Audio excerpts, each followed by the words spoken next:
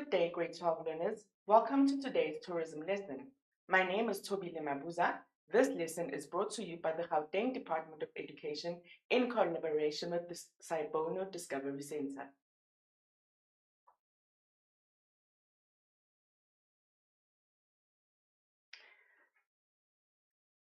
Today's lesson is about tourism. Well, you're obviously doing grade 12, and this program is referred to as the Just in Time. Our topic for today is the conditions of employment. Now, what do you need to know as a grade 12 learner? Remember that our question paper consists of 10 questions, but today my particular focus is going to be on question 7, which question 7 consists of 2 questions. Question 7 consists of 2 questions that could be from professional image in the tourism industry and also conditions of employment and the purpose and value of a code of conduct. Now, if you look below over here, there is a screenshot that comes from the 2021 Tourism Examination Guidelines. It elaborates, meaning it explains what Section D is about. So in Section D is where you will find question 7, where questions about the conditions of employment will be asked. So it is important to know that Section D consists of 2 questions weighing an amount of 30 marks. So over here, they say learners can expect questions on the professional image in the tourism industry, the conditions of employment, and the purpose and the value of a code of conduct. So what you need to focus on for today's lesson, I'll be doing question 7, but I won't be doing the professional image in the tourism industry. My main focus will be on the conditions of employment and the purpose and the value of the code of conduct. So today's focus, as I mentioned, is on question 7, and question 7 consists of 2 questions, but the questions that can be from professional image in the tourism industry, conditions of employment, and the purpose and value of a code of conduct. So if you look here where it says learners can expect questions, you'll see that I have underlined today's focus being the conditions of employment, the purpose, and the value of a code of conduct. Conditions of employment. The contract of employment describing basic conditions of employment, such as working hours, uniform allowances, travel benefits, leave, core duties, fringe benefits, remuneration and deductions, termination of service, professional accountability, responsibility, and service ethics. And then again, because we're going to be, our lesson is going to be twofold. Remember, we're going to be learning about the conditions of employment, and the conditions of employment is divided into 2. We're going to focus on the contracts of employment and also on the code of conduct. So it is important that as a grade 12 learner, you also know the purpose and the value of a code of conduct. The purpose spells out expected conduct in the staff in the performance of their duties and guidance for staff members faced with ethical challenges. And the value, meaning why a code of conduct is important, it creates a cooperative, collaborative atmosphere, and it promotes integrity in the workplace. Now, if we look at the conditions of employment, the conditions of employment refer to the terms and stipulations under which an employer has employed a person, meaning the employee. These terms and conditions are specified in the contract of employment. Employees should read these very carefully before signing a contract to avoid any misunderstandings or disagreements. So if you look here, I've got a picture of the Basic Conditions of Employment Act, of which the Basic Conditions of Employment Act is used by businesses, by employers when drafting contracts of employment. Under the conditions of employment, the Basic Conditions of Employment Act number 75 of 1997 gives effect to the right to fair labor practices. The conditions of employment are based on 3 laws. So it is important that you remember these 3 laws, because in the basic conditions of employment, or not actually the basic conditions of employment, the conditions of employment are based on these 3 laws. Meaning that this particular topic that we are doing, conditions of employment, is made up of these 3 laws. That is very important to know as a grade 12 learner. So these three laws is the Bill of Rights, meaning the Constitution of South Africa, the Labour Relations Act, and the Basic Conditions of Employment Act, the BCEA. All these three legal documents, it's where employers get their information in making sure that there's fair labor practices and that contracts are drafted in accordance to the law. The contracts of employment. The contracts of employment contains the basic conditions that an employee needs to adhere to. The contracts of employment protects the employer and the employee. The part where it says it protects, meaning that it protects the worker and the employer. Remember, when we talk about an employee, we're referring to the worker, and the employer is mainly the boss. The contracts of employment, the conditions that may be included in the contracts of employment are as follows. Working hours, there will be information on working hours, uniform allowance, travel benefits, leave, core duties, fringe benefits, remuneration and deductions, termination of service, professional accountability, responsibility, service ethics. So these aspects, when a contract of employment is drafted, can be included depending on the industry where you are working or the type of job that you're doing. These aspects will be covered and included in your contracts of employment. These aspects are very important to remember as grade 12 learners, because in question 7, you'd be asked about these aspects. Also in section A, you'll be asked about these aspects in short questions formats. So it's very important to know your content very thoroughly and very well so that you can tackle the questions that relate to conditions of employment in section A and also in question 7, section D. Working hours.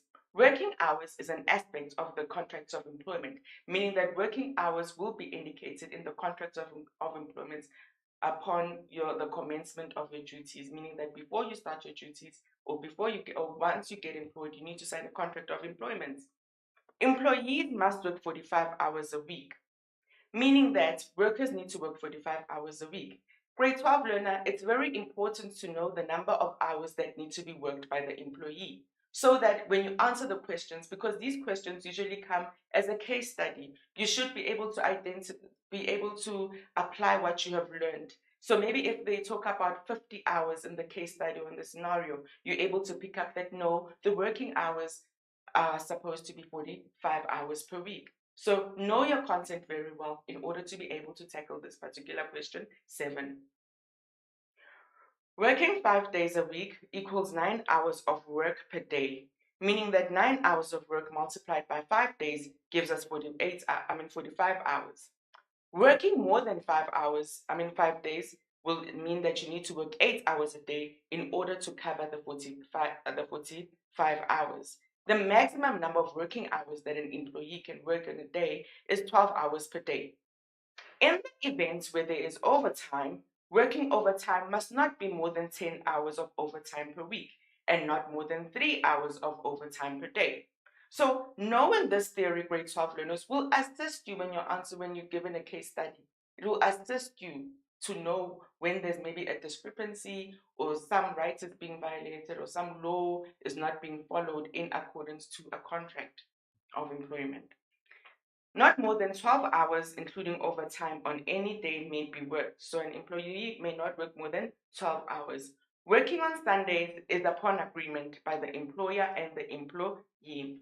Working public holidays, an employer may not require a worker to work on public holidays unless it's under agreement. And it's very important to understand that our industry, the tourism industry, is mainly or mostly driven by holidays and public holidays. That is mostly our peak time or where businesses are able to make most of the money. So if you're working in this particular industry, you should know that you would be requested to work on weekends or to work on public holidays, but just make sure that it's within agreement with your employer. And then there's night work, because we also know that in the tourism industry, we have people who need to work at nights to keep things going. Remember, I could say that tourism is the industry that never goes to sleep. Night work is the work that takes place after 1800 and before 600, meaning that any work that takes place after 1800 in the evening and before 6 in the morning the next day is regarded as night work. Night work is only performed as per agreement. Now, Meal intervals. You would have noticed already that in the preparatory examination 2023 that you wrote in September, we had in question 7 a question that actually had something that actually addressed meal intervals, where you were asked from the case study to state whether or not the rights to meal intervals had been violated or has been met. So it's very important to understand that meal intervals, for every 5 hours of continuous work, the employer must give the employee a meal interval. A meal interval is regarded as a break. So just prepare yourself that in the exam, if you give a meal interval, it means a break or a lunch, a meal lunch, where just an employee takes a break or a lunch break. So for every 5 hours of continuous work, the employer must give the employee a meal interval of at least 1 continuous hour.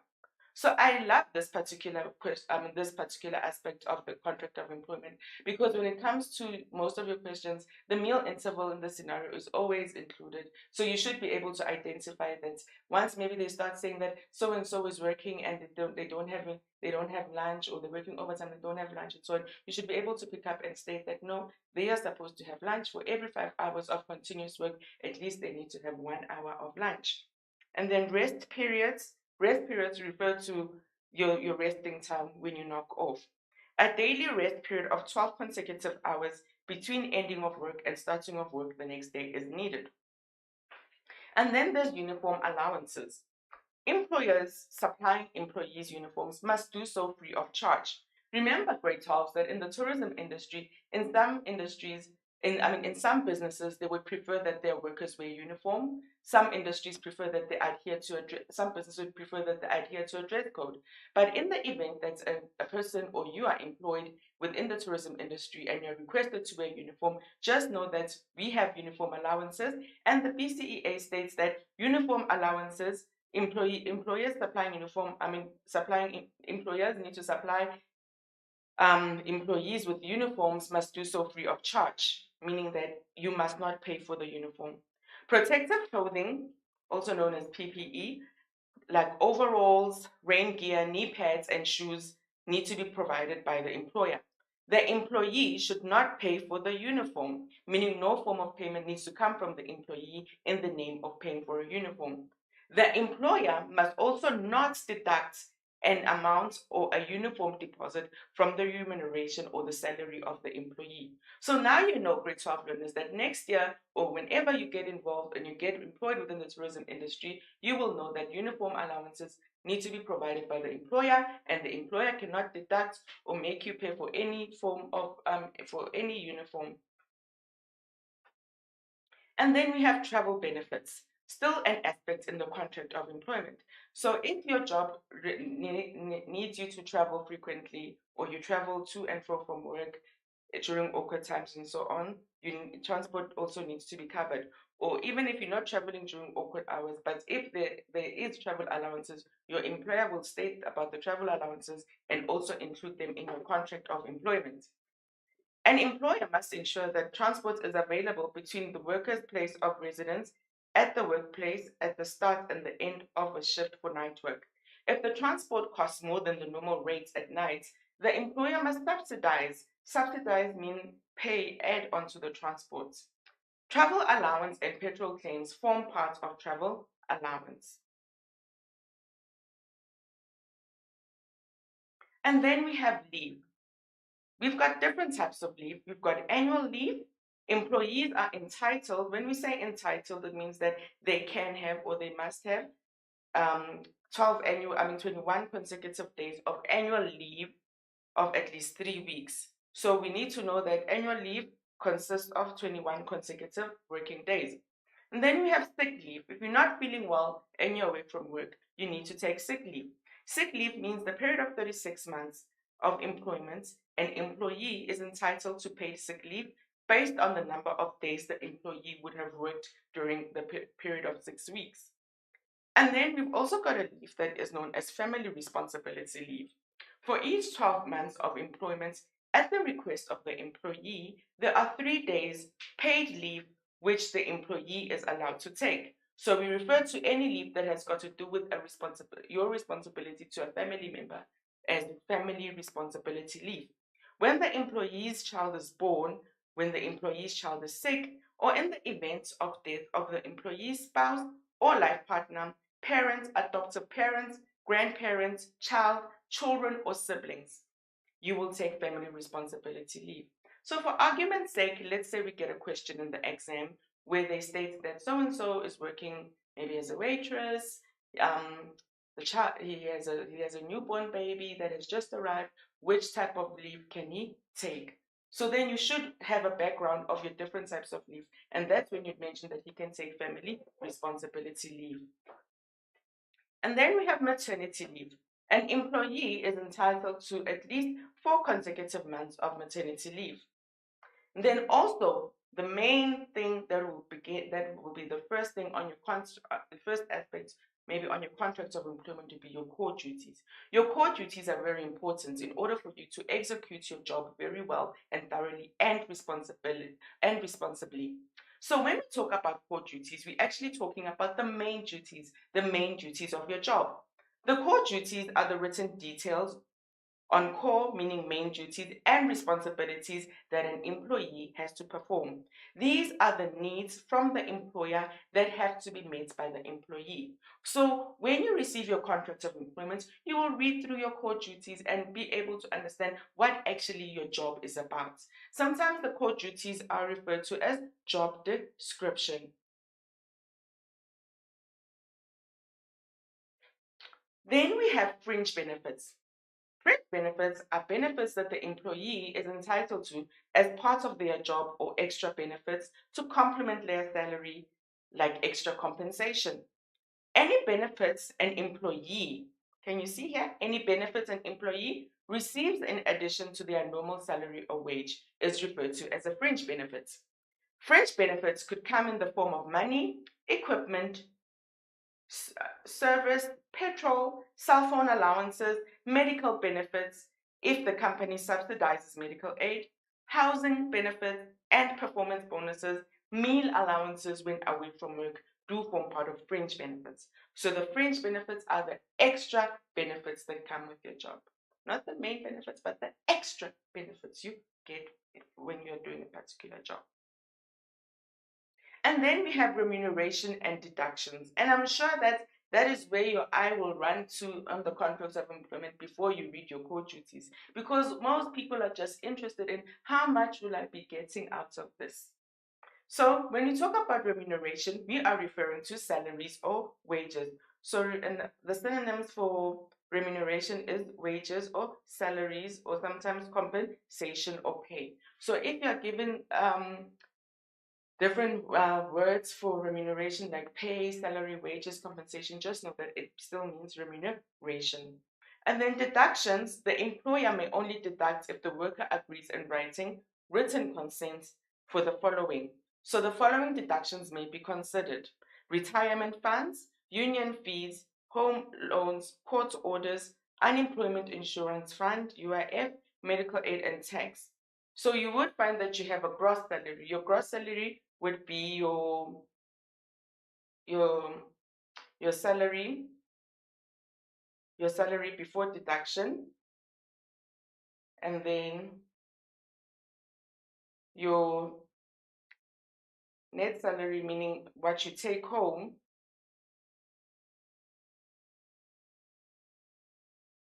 will be determined about how many deductions or how much of deductions have been made. So just know that your employer may only deduct money upon a written consent. So you'll get your salary, it states you're getting maybe 10,000, then they'll also indicate which deductions maybe are compulsory, then you'll also have your net amount, meaning the money that you're able to take home after deductions. And then termination of service. When you are employed, it's important to be responsible Brave learners. Remember that you are the future entrepreneurs, the future workers of the tourism industry. You need to know how to conduct yourself when you get into the tourism industry or any form of employment for that matter. So when we talk about termination of service, we are referring to the end of a service. So termination of service is the end or the change of jobs. So if you end your job or change your job, it is important to know that you need to serve a notice. A contract of employment may only be terminated on notice of not less than 1 week notice if the employee has been employed for 6 months or less. So let's say now you're working and then you've worked for maybe um, 6 months or less, and then you found another job. You need to serve a notice in order for your service to be terminated according to the law. 2 weeks notice if the employee has been employed for more than 6 months, but not more than 1 year. 4 weeks notice if the employee has been employed for 1 year or more. In an event of a worker being retrenched, the employer must give the worker a severance pay. Remember, retrenched means that you didn't want to quit, but due to unforeseen occurrences, maybe that took place within the business or at your workplace, they're cutting down on staff, they can't afford to keep staff, they retrench. But when they retrench, you shouldn't go empty-handed. They should give you a severance pay. And then we have professional accountability and responsibility. In terms of the contracts, there will be an aspect that covers professional accountability and responsibility. This particular aspect will be binding you that you need to be professionally accountable and responsible in performing the duties of your work. Professional accountability relates to duty or task of being able to answer for actions. Workers need to be liable. Workers must uphold high standards and report on their work behavior in the workplace. Workers need to practice and ensure confidentiality and obedience towards the law. The individual needs to be accountable for the quality of his or her work. So you need to remember that when you're working, you need to be accountable and you need to be responsible for the quality of your work as an employee. You always need to aim to do your best. And then we have service ethics. Service ethics mainly relates to the company or the employer. Service ethics acts on the moral framework of the company. Like, no child under 15 must be employed, no under 18s where alcohol is served, meaning no under 18 should be allowed. Service ethics also addresses discrimination, and there's also a non-competition agreement within service ethics that is restricting the employee's competition with employer during or after termination. Then there's the non-solicitation agreement, resignation to join a competitor. Those are certain aspects that will also be included under service ethics when you sign your contract of employment. And then also the confidentiality agreements where you as an employee agree to keep the secrets of the business. And then that brings us to the end of the aspects of the contract of employment. Remember what I said, grade 12? Remember what I said? I said that you must know your theory on the contract of employment, because these questions will be asked in section 8, question 1. And also they'll be in question 7. So you need to know your work very thoroughly in order to apply what you have learned. And then we have the code of conduct. A code of conduct spells out the behavior of the staff, what is expected from them, and what they may and may not do. The purpose and the value of a code of conduct. So, in layman's terms, when we describe the code of conduct, we say it spells out the behavior. We all know code of conduct. We also have code of conduct at our school. So also in the workplace, you also get a code of conduct that you need to adhere to. So the code of conduct spells out the behavior of the staff. So today you are a learner, tomorrow you're going to be part of the staff. You need to behave and adhere to the code of conduct of what is expected from them and what they may not do, what you are not allowed to do. So grade 12 learners, we are not just teaching you today for the exam, we are teaching you for the future. We are grooming our future tourism entrepreneurs, our tourism learners. We are grooming them for life. So we want you to go out there and be responsible in whichever industry you are working to, as you need to adhere to the code of conduct. And then the purpose and the value of the code of conduct. The purpose spelled out the expected conduct of the staff in the performance of their duties and guidance for staff members faced with ethical challenges. So I want us to look here where it says purpose. Purpose meaning, why do we need to have a code of conduct? So we can add the synonym for purpose to say, why do we need a code of conduct? A code of conduct spells out expected conduct to the staff in the performance of their duties and guidance for staff members faced with ethical challenges. So it is important to remember, grade 12 learners, that We will not refer to the code of conduct just to tell you that do not do this, do not do this, you're not supposed to do this. But the code of conduct will also be used when you face a grievance, meaning maybe you faced with a challenge. We faced with a grievance, ethical challenges, maybe something is not right at work, or something is being done that is not agreed upon, maybe in your contract of employment. Maybe you're working long hours of work without break, or long hours of work overtime without compensation. Somehow, in certain aspects, the contract of employment and the code of conduct will be used in addressing those matters. So they cannot be separated. But let's say now, when you look at a code of conduct, where it says the purpose of the conduct, where it says the guidance for staff members faced with ethical challenges. Remember, staff members would include the employer and employee. So let's say maybe you do not do your job well, you're not accountable, you're not responsible, or you've mistreated a customer or a client. If that customer maybe lays a complaint against you, just know that maybe if there's a disciplinary hearing on how, or the employer knows about what has happened and the customer has informed the employer and you need to go through a disciplinary procedure or hearing, just know that they will use the code of conduct as a reference. They will go back and say, remember on the code of conduct, this was stated and you have agreed. Because also the code of conduct, you'll also have to sign for that you agree to the terms that are stated in the code of conduct. So the code of conduct is used twofoldly. It's used to address problems, and it's also used for you as a staff member to know how to behave. So if there should be any problem, you'd be referred to your contract and also the code of conduct in order to resolve that particular problem. The value and importance, or meaning the value or importance, meaning importance of a code of conduct, that it creates a cooperative, collaborative atmosphere, and it promotes integrity in the workplace. Because if there's a code of conduct, it's a guideline. So it eliminates many issues and it makes sure that now we have a cooperative environment where we work quite well and we collaboratively work together in line to what we have agreed upon on our contracts of employment and our code of conduct as employers and employees, making sure that you deliver good service delivery to your clients or customers. And then aspects of a code of conduct, aspects that may be included in a code of conduct, dress code standards, meaning how you're supposed to dress at work, exhibit honesty ethos, professionalism, discrimination, use of company assets, meaning maybe if your company, meaning maybe in the business or the employer, your business or the company has a company car and so on. If you use a company car, what is it that you may not do with the company car? Code of conduct will also address issues on health and safety, work ethics, fair practices, acceptable behavior, credibility of the business, truthful advertising, grievance complaint procedures. So when you talk about a grievance is when there's a problem. So if there's a grievance or there's a complaint, what is the procedure to follow? Remember I mentioned that if there's a grievance or there's a complaint, you'll be referred to the code of conduct in addressing that grievance or complaint, and also your contract of employment might also be utilized in addressing the grievance or complaint. And then sustainable and responsible tourism, responsible practices will also be included as aspects in the code of conduct. And then here, I just want us to indicate a summary. I want to indicate a summary to you that we have our contracts of employment.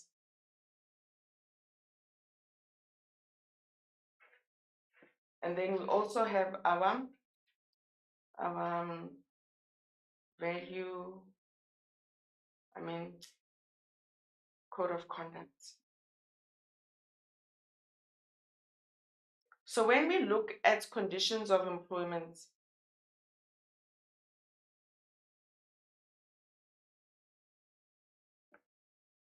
when you look at conditions of employment, grade 12s, please remember that under conditions of employment, we have contracts of employment that you need to be clear of, that you need to understand. And then you've also got the code of conduct that you need to understand and be clear on so that you're able to answer question 7 effectively. And then we've got an activity here from 2019 November tourism question paper. Question 7.2, study the extracts of the core duties of a car rental agent below and answer the questions that follow.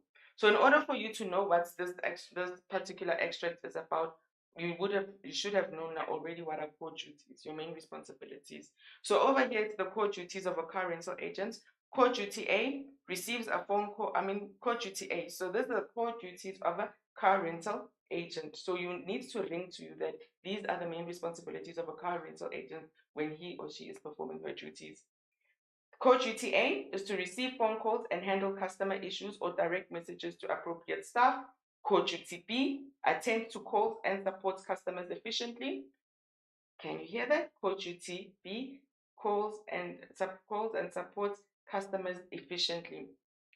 Core duty C, communicates with customers waiting in line to assure them that they will be assisted as soon as possible. Core duty D, capture the correct information, provide the rates and terms of the agreement, and give the required authorization. Core duty E, verify the accuracy of information on the rental agreement, provide information on the various product offerings available, and core duty F, keep the workspace clean and free of clutter. So these core duties, when this worker was signing the contract of employment, they were stipulated there, and he or she had agreed upon that he would perform these particular core duties A to F. So, 7.2.1, name the document which indicates the core duties of a person working at a car rental agency. It is for 2 marks. It's also important, grade 12, to focus on, also look at the mark allocation, as that will guide the length of your answer. So over here, once you've studied very well, you know your conditions of employment very well, you know your contract of employment, you know your code of conduct very well, you'll be able to answer these questions. Explain one reason why the employee has to perform the core duties specified in the document 7.2.1. 2 marks there. And then a client has instituted legal proceedings against the car rental agent because the agent did not explain the terms and conditions of the rental agreement. A disciplinary hearing within the company is to be conducted to determine whether the rental agent is guilty or not. So over here, if you look at 7.2.2, it is one of the duties that the employee or the agent was supposed to execute as part of his core duties, and he failed to do that. So now he's faced with attending a disciplinary hearing because he didn't explain to the client the conditions of the rental agreements. A disciplinary hearing with the company is to be conducted to determine whether the rental agent is guilty or not. So if now you know your work very well, you know the purpose of the code of conduct and the value of the code of conduct, you also understand the contracts of employment, you should be able to understand these questions. As you read through an extract, you should also be able to immediately identify what is the problem here, what can be done, and how would it be solved in accordance to the conditions of employment. Apart from the document named in question 7.2.1, suggest one other document that will be referred to during the disciplinary hearing. This was 2 marks. Then B, refer to the core duties of a car rental agent and identify 2 sets of core duties in the extract that will be referred to during the internal disciplinary hearing. So can you see, I'm not actually now assisting you to answer these questions. I'm trying to teach you how to analyze the questions. Because if you look here on B, they say refer to the core duties of a car rental agent and identify 2 sets of core duties in the extract that will be referred to during the internal disciplinary hearing. Remember, the core duties will be in the contract of employment. So it does serve as evidence that when we are faced with ethical challenges or complaints from customers, you'd be referred back to your core duties, meaning your contract of employment, and they'll also use the code of conduct in line to in order to address the complaint. Then write down the letters A to F next to the question number, example G. Here are the answers for that activity 7.2. But what I was actually trying to teach you guys is that you need to really know your work so that immediately when you read a question, you're able to understand what you are being asked. And then tips in preparing for question 7 for the final exam. You can use previous preparatory examination papers. Preparatory examination papers are available or easily downloadable on Test Papers. There's the website here. And I'm counting mock exams just to make yourself practice. Because remember, you need to study, and then you can go to past papers and test yourself. Then you can also use previous NCS tourism question papers. NST, not NCS, NST, National Senior Certificate question papers. You'd find this on the National Department of Basic Education. There's the websites there. All the best, great souls, for preparing for your final exam in tourism for the year 2023. These tips, these lessons will come very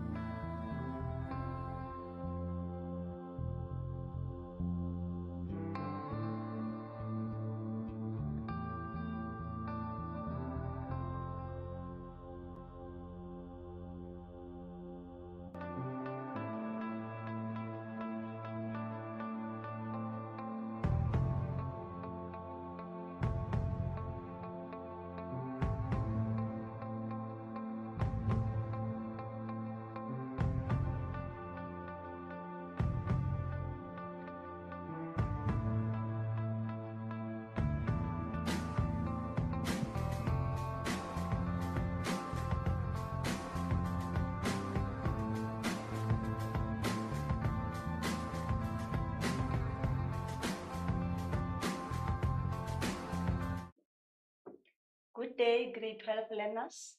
Welcome to today's tourism lesson. My name is Maggie Mautlane. This lesson is brought to you by the Gauteng Department of Education in collaboration with Saibono Discovery Center. My today's topic, we are going to do World Heritage Site in South Africa with you. This topic, grade 12, we are from preparatory examination. We did analysis, and also we have realized that we still struggle with this topic. Remember this topic, grade 12. Those who did not do grade 10 and 11, it is a grade 10 topic. Now is the time that you must start to go back and revise your grade 10 work so that when you revise this one for the examination, you know what we are talking about. I believe for today, at the end of the lesson, you will be able to know when we talk about the World Heritage Site, what are we talking about? And then specifically, we are going to concentrate on the one that is in our own country, South Africa. And then this World Heritage Site, it is in our topic, culture and heritage. Our key objective of this lesson, at the end of the lesson, you must be able to know the concept World Heritage Sites. You must know the role of UNESCO, its logo, together with the main function. And then we're going to do types of heritage sites. We are going to do descriptions of all the World Heritage Sites in South Africa and their location. And then the last one, what I want you to know, you must have to know the value of the World Heritage Site to South Africa's tourism industry. This is what I want you to know or to have mastered at the end of the lesson.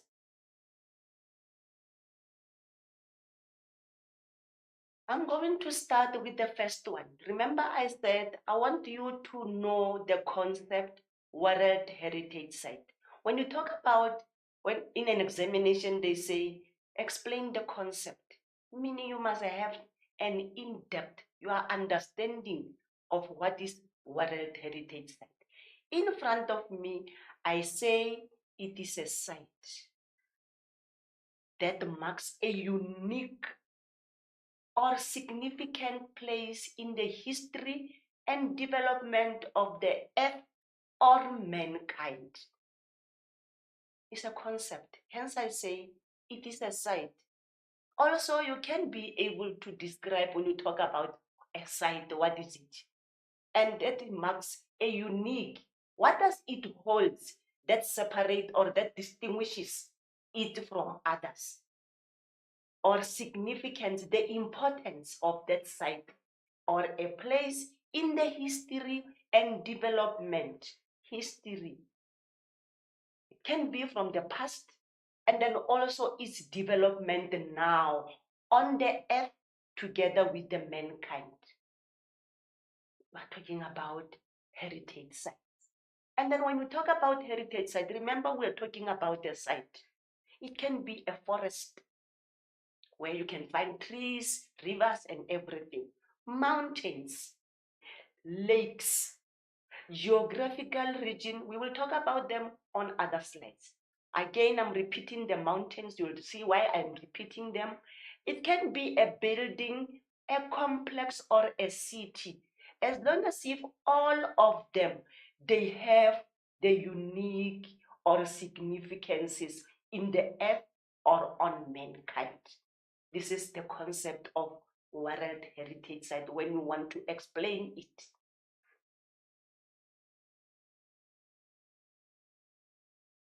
Now I have the role of UNESCO. Remember I was talking about the objectives.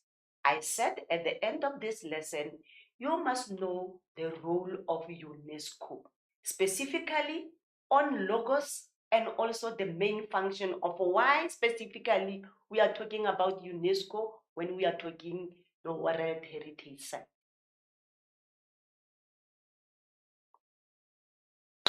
Before you can know the role, before you can know the logo and its main function, you must know the acronym. When I talk about UNESCO, it's just an acronym, but in full, what does that mean? In an examination, they can ask you, what does UNESCO stands for? We are talking about United Nations Educational and Scientific Cultural Organization. Let us repeat it. United Nations Educational, Scientific and Cultural Organization. This is UNESCO. This is what UNESCO stands for. Please, grade 12, before you enter our examination at the end of the year, you must know this acronym. There is no way they can ask you. So please, if you cannot know it, do a favor, just memorize it. Now, the role of UNESCO. Why must we have a UNESCO when we do World Heritage Sites? The role of UNESCO, we say, to contribute to peace and security in the world. We've got so many World Heritage Sites across all the continents, but its main role, the UNESCO, it contributes to peace and security in the world by promoting collaboration amongst nations. It promotes collaboration. It promotes working together amongst nations through education. There are so many projects, there are so many things that UNESCO will want us to be educated from. Through science, through culture and communication.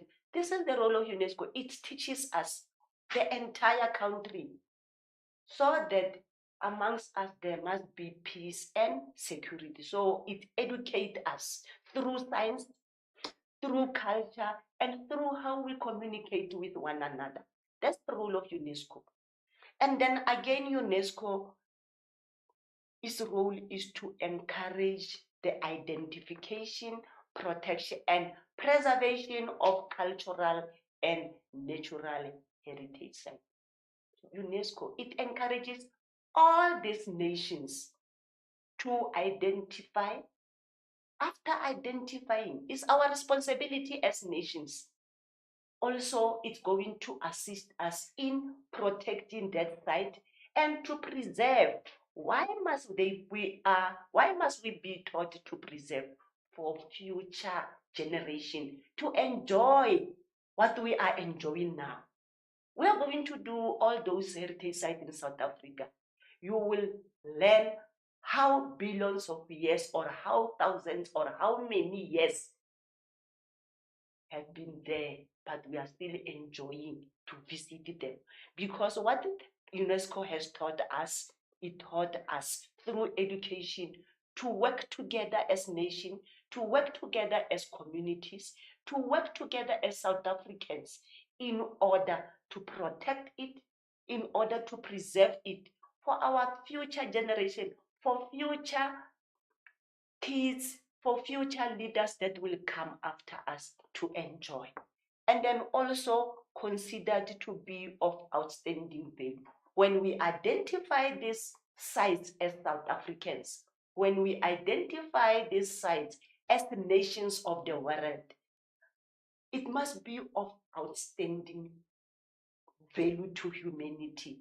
We mustn't identify this site just for identifying it. It must have that value that is outstanding from others. There are so many of them, but when immediately as a nation, as a country, we say, this one must be our own World Heritage Site. It must have that outstanding value, especially to humanity. Remember, we were talking about it must contribute peace.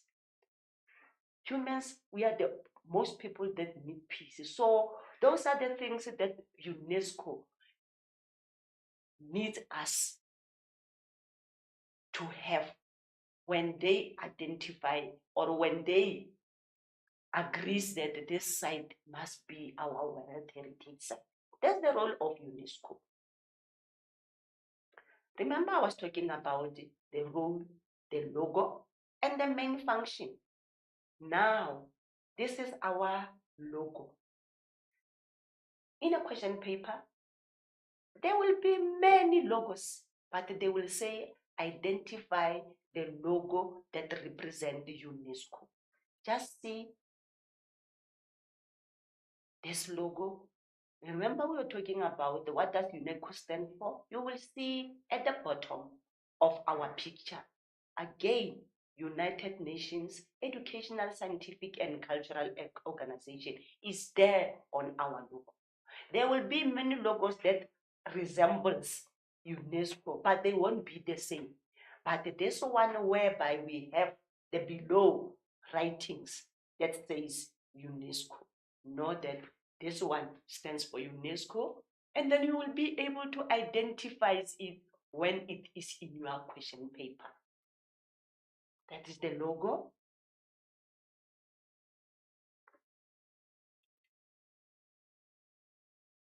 UNESCO, you remember we're talking about its rule.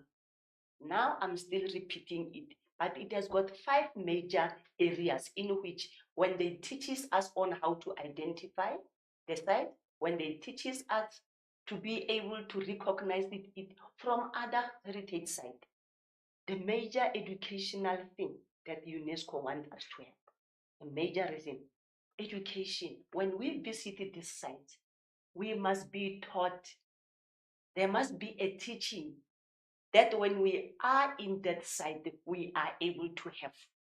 There are different of them. When you go from one to the other, education must be a key. They must teach us something. Natural sciences, these are the major areas in which UNESCO concentrates on.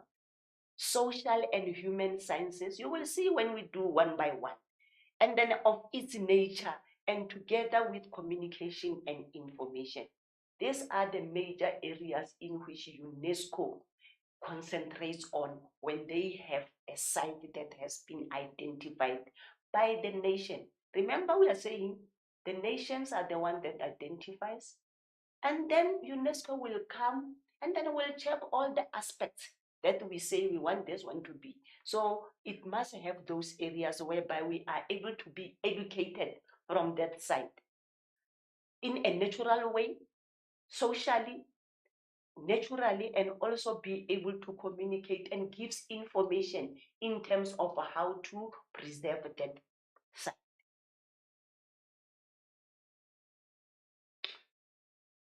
I was talking about what must we learn at the end of the lesson. What must we learn?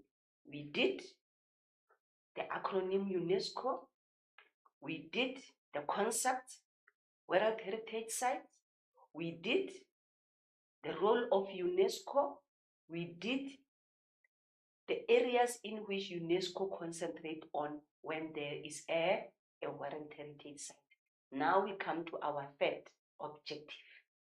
We're talking about types of World Heritage Sites. There will be there in your question paper. When they talk about this type of one, you must know what type of a World Heritage Site is it. Now, in this slide, I'm talking about there are 2 types of World Heritage Sites. We've got the one that are called the natural. In my initial slides, we were talking about the mountains, lakes,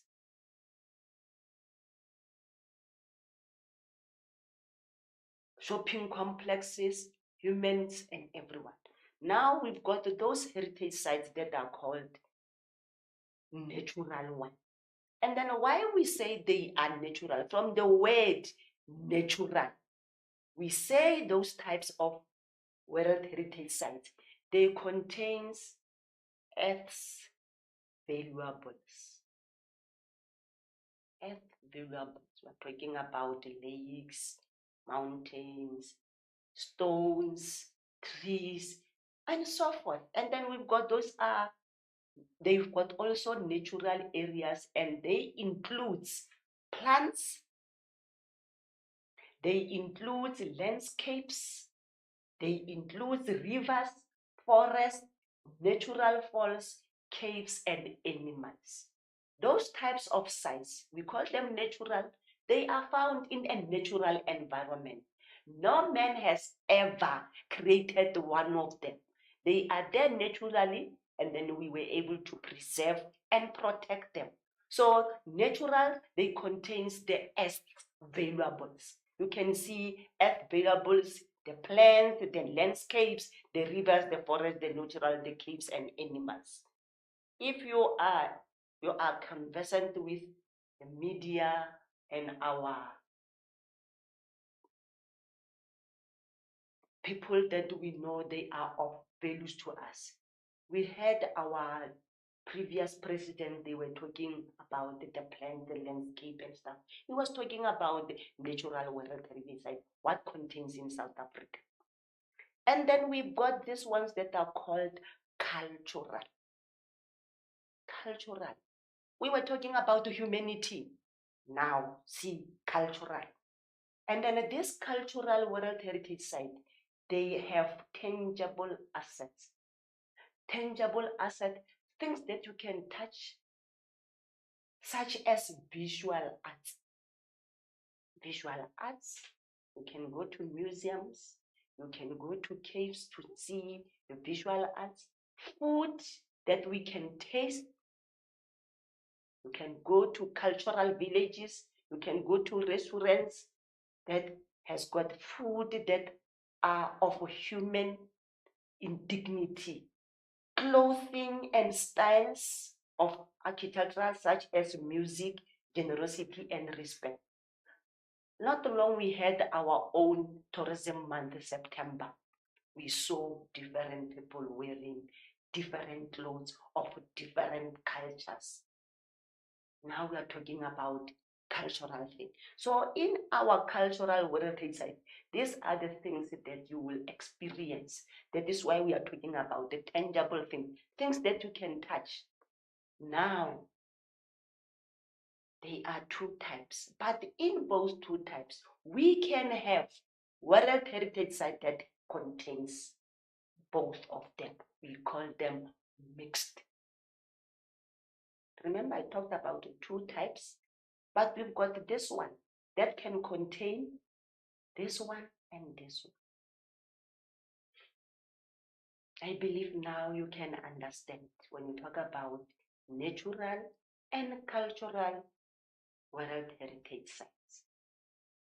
This one, no one has tampered with anything, but this one, there can be additional of some of the elements that you can find in those sites that were man-made. We're talking about food.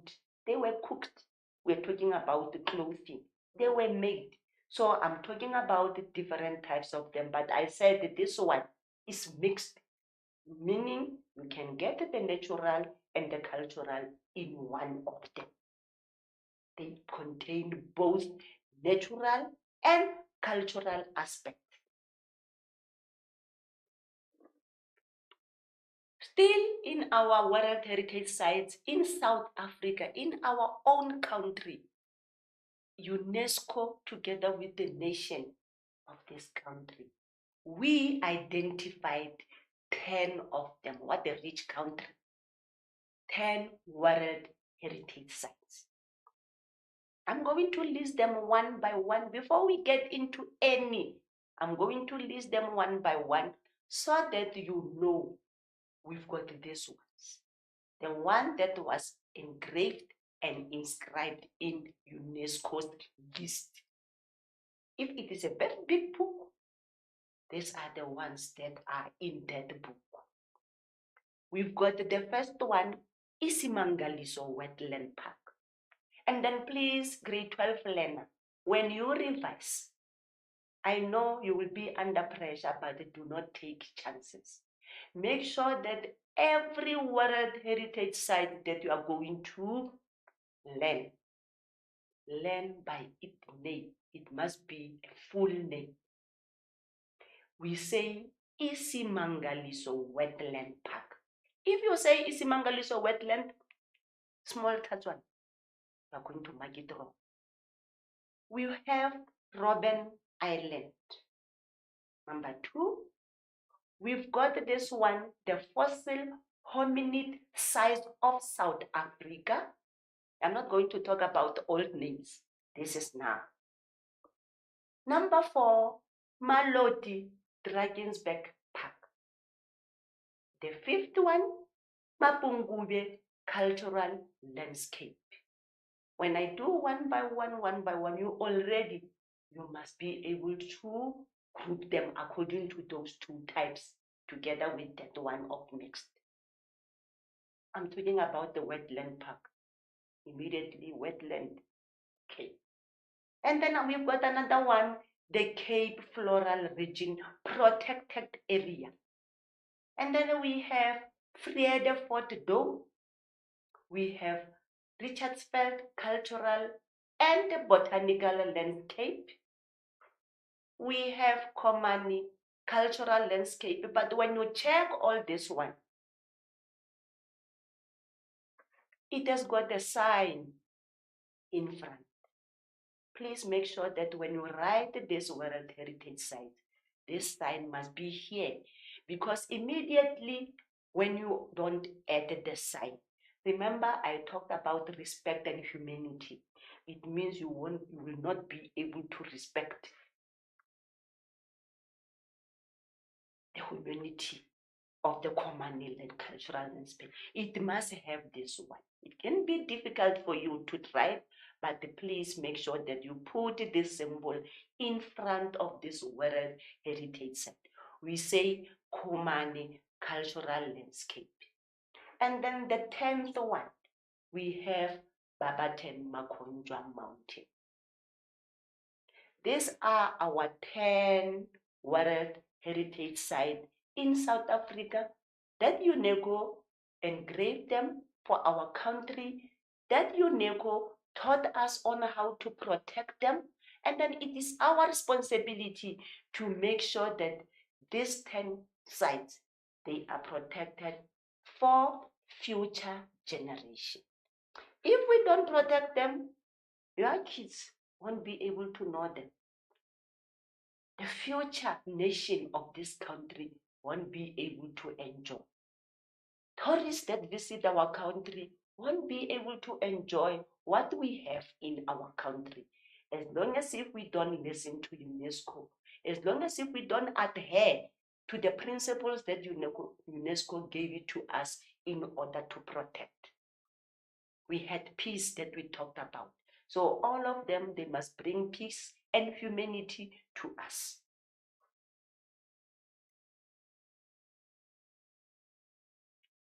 Remember, we did the types of World Heritage Sites.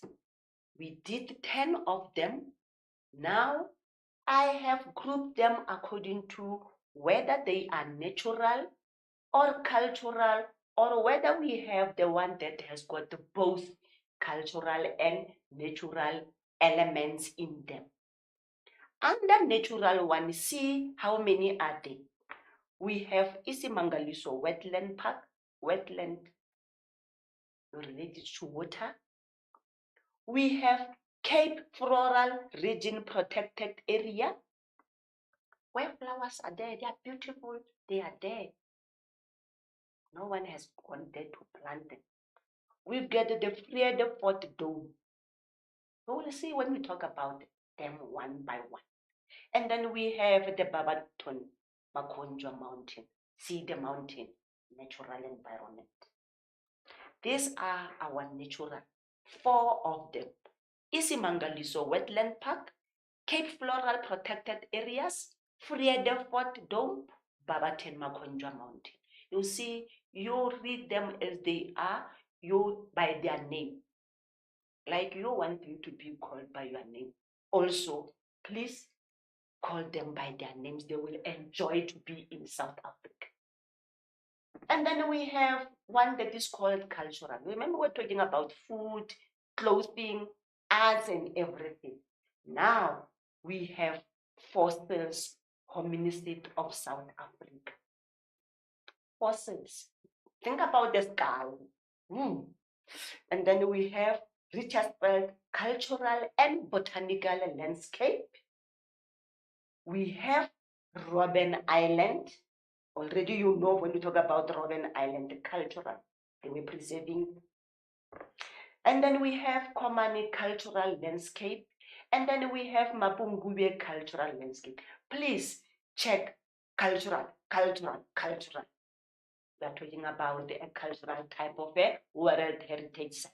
But this one, check wetland park, protected area, Dome Mountains, natural. Now, amongst the 10 of them, we've got this one that holds the aspect of both natural and cultural. And then we call them the Maluti Drakensberg Park. It means when you get to Maluti Drakensberg, you will experience the natural part of it, and also you will experience the cultural part of it. Grade 12, simple as 1, 2, 3. No, when you talk about these ones, they are, let me call it in a nice way, the park.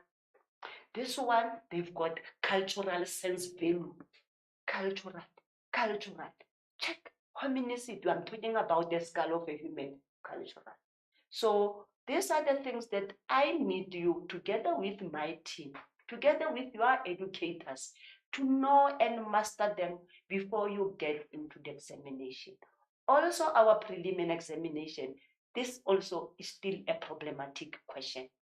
Can you please, for our sake, they will ask you one of these. But as long as if you know to identify them in their cultural or natural way, any case study that you will be reading in front of you, you will be able to identify, okay, they are talking about this, Maluti Drakensberg Park. Oh, they are talking about the Maluti Drakensberg Park. But it's your responsibility, because you will be there reading alone, just like what you did with the previous questions that you mastered. Make sure that you read and understand. You will be able to answer this. Remember, I was referring you to the grade 10 work. I know some of you love our subject. You are in grade 12. But please make sure that you go back and then you check things that you did not do. Especially with this one, because we are talking about South Africa. Where is your standpoint? Now, our next slide, it will teaches you where must you start in order for you to know our World Heritage Sites. Remember, I was talking about our objectives. I want you, before you can answer anything, this one needs you to be mastered. Location of the World Heritage Sites. We've got 9 provinces that consist South Africa.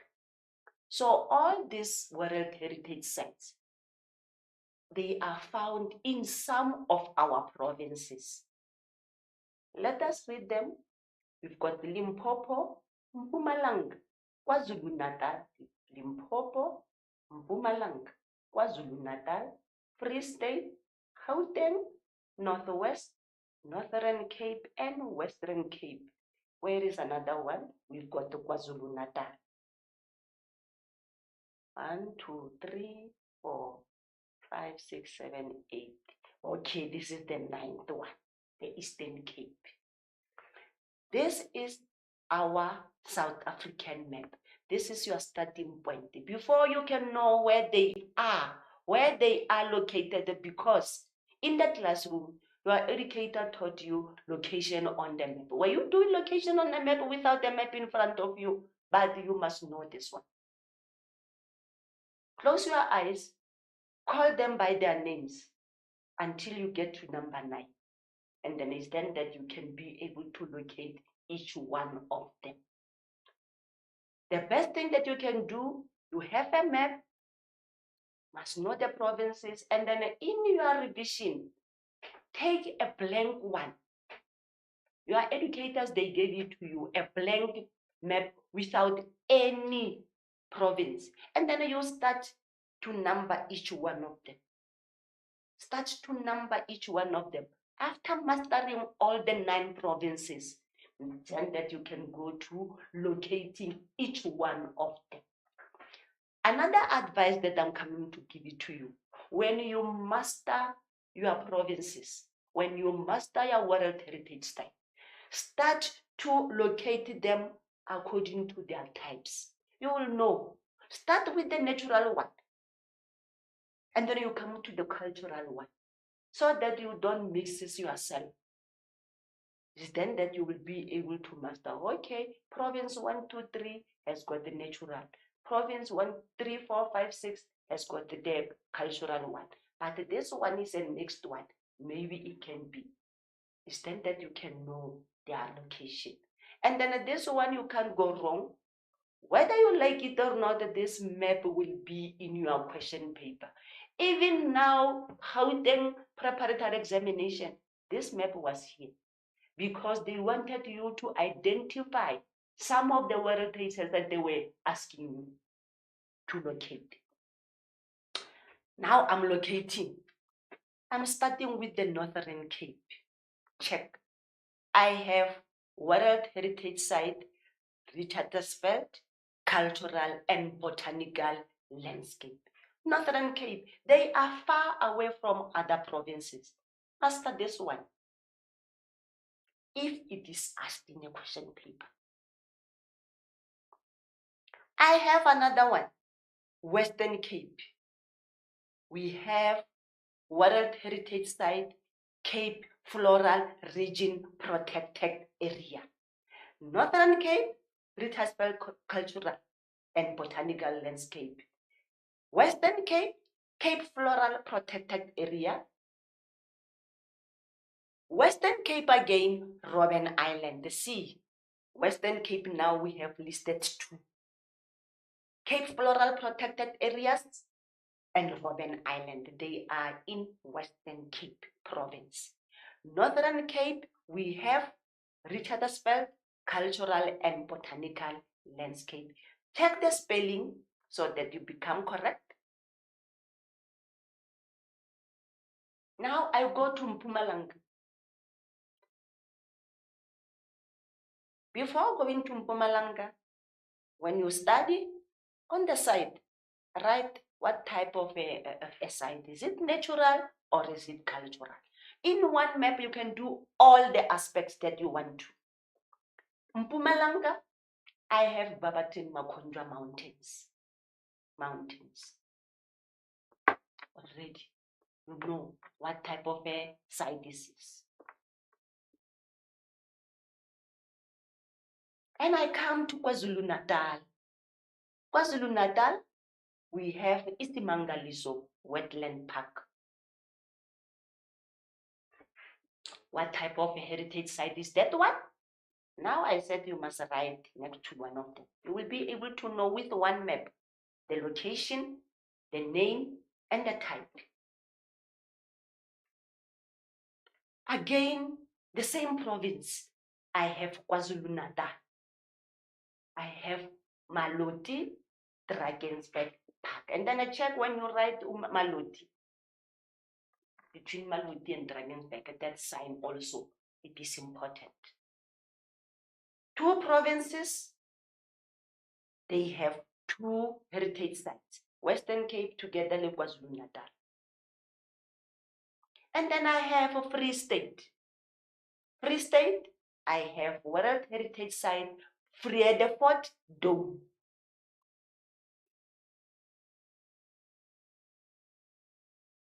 Gauteng, we have Fossil Hominid Site of South Africa. I'm not going to talk about anything that was then. This is now. Gauteng, we have Fossil Hominid Site of South Africa. You see, I don't have any name. I have this one. Please use this one. Northern Cape, I have Komani Cultural Landscape. See, I also added the sign that I was talking about. Limpopo, I have Mapungubwe Cultural Landscape. Let us count them. 1, 2, 3, 4, 5, 6, 7, 8, 9, 10. Are they not 10? These are our World Heritage Sites and where they are located. And then you can ask yourself, but ma'am did not talk about the other provinces. Did I talk about them? No. So there can be a question, I don't know. They say, which province does not have World Heritage Site? You will be able to know when we do this location of the World Heritage Site. You have a map, locate, name the site, and also name the type. Full marks in here. You have everything when you talk about World Heritage Site of South Africa. I'm going to take them one by one now because we were talking about UNESCO. UNESCO, their roles, they will be here. The criteria now. UNESCO is responsible for identifying, but they don't just identify. There must be criteria, or there are criteria that are outlined in their books for them to say, yes, we are happy. This can be a site. I'm starting with Isimangaliso Wetland Park. Where does it locate? KwaZulu-Natal. And then we have this question they will ask you, in which year was they identified or inscribed? Isimangaliso Wetland Park was inscribed in their book 1999. And then we say it is a natural site. And then they've got criteria that they use. They are writing their criteria in Roman figures. And then the criteria that UNESCO used for Isimangaliso, they use criteria, this one, and this one. These are the criteria in the Roman figures. And then why? What is it outstanding aspect for them to say, indeed, Isimangaliso? I say, Isimangaliso has the largest sanctuary system with coral reefs. In bracket, I say biodiversity. They are having so many biodiversity in them, plants, animals, and everything. So it has the largest sanctuary. So it is outstanding because of their coral reefs. Remember from the first slide we were talking about, it must be an outstanding value or aspect. This is Isimangaliso.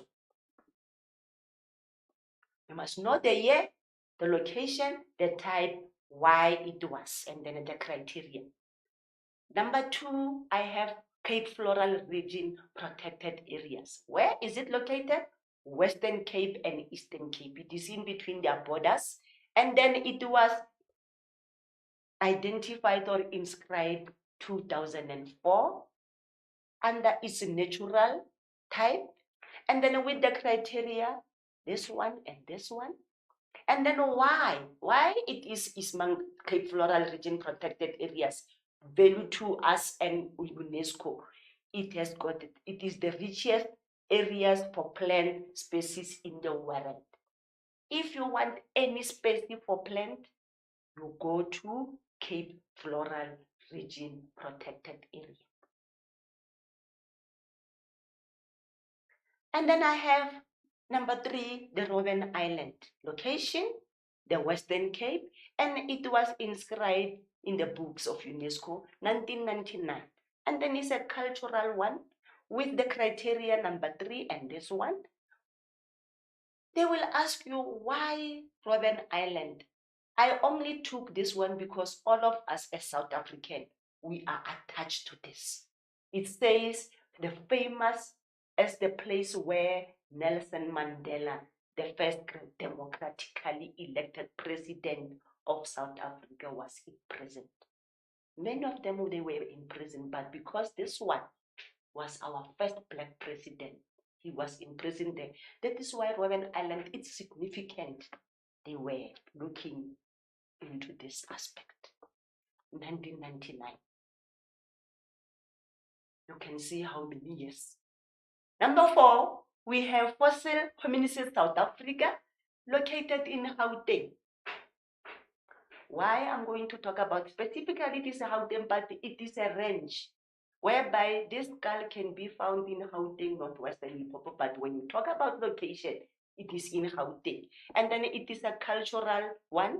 And then it was identified with the criteria number 3 and number 4. And then why the fossils?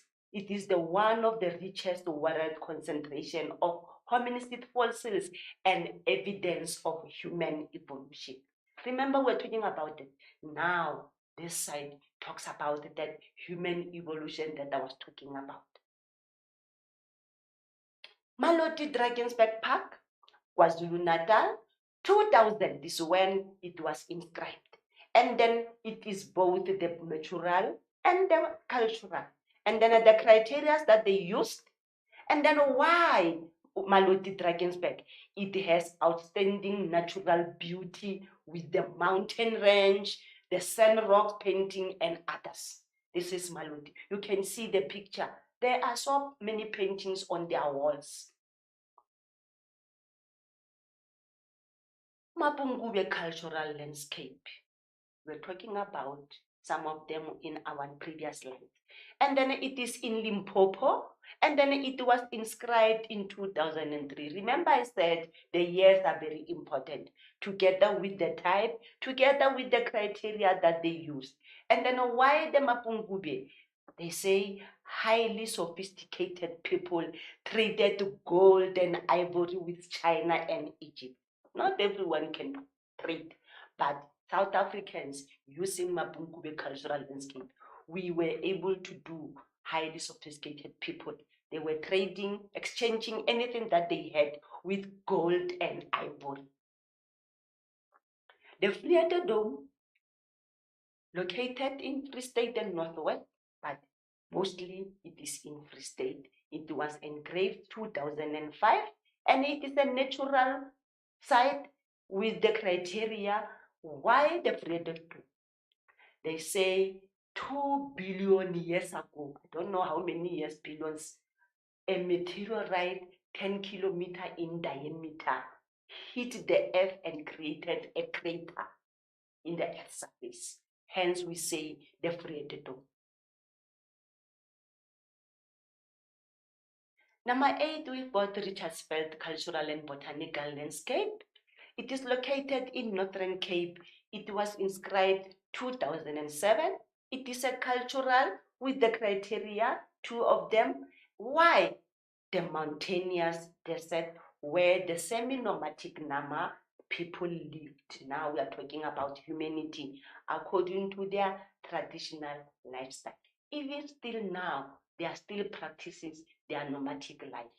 So it's nowhere in South Africa, but when you want to learn about the Nama people, you visit the Richards Bay Cultural and Botanical Landscape. The Komani Landscape, Northern Cape Province. It was inscribed year 2017. It is a cultural with these 2 criteria. Why? Associated with the culture and formerly nomadic San people. We talked about the previous one, we were talking about the Nama people. Even this one as a cultural landscape, Komani. You can see the pictures. They are related. I'm not saying they are related to what the site entails. The last one, the Barberton Makonjwa Mountain. It is in Mpumalanga, inscribed 2018, natural with the criteria. Why the Barberton Makonjwa? Because so many mountains in South Africa, but why specifically Makonjwa? One of the world's oldest geological structure and preserved layers of the volcanic and sedimentary rocks dated 3.6 to 3.5 billion years ago. You can see how long it's been there, preserved and enjoyed by visitors. These are our World Heritage Sites. Now, because in tourism, we have examples that are taken from the question papers.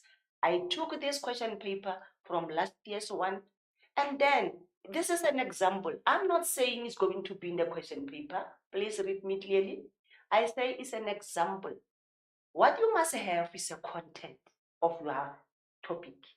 It says, read the following.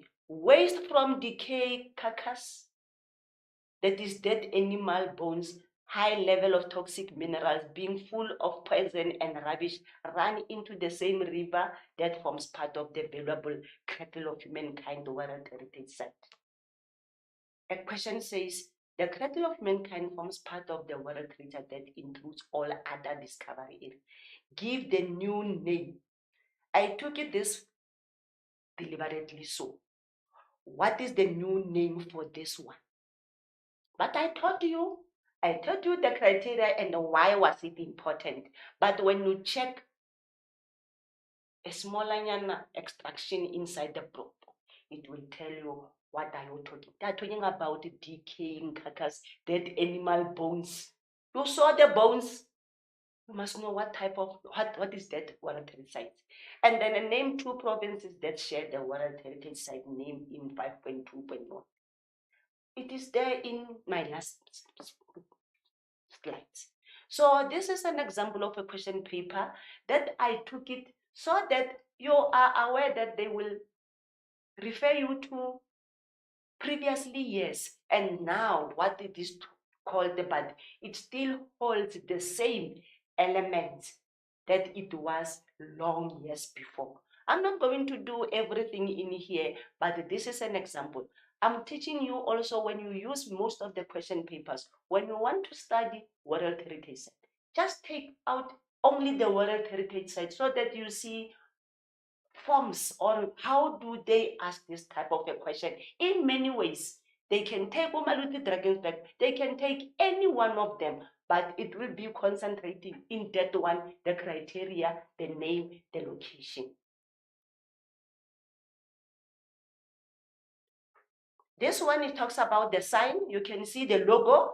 It will ask you, give the total number of the World Heritage Sites described by UNESCO in South Africa. I said 10. Name one World Heritage Site that stretches across provincial borders in South Africa.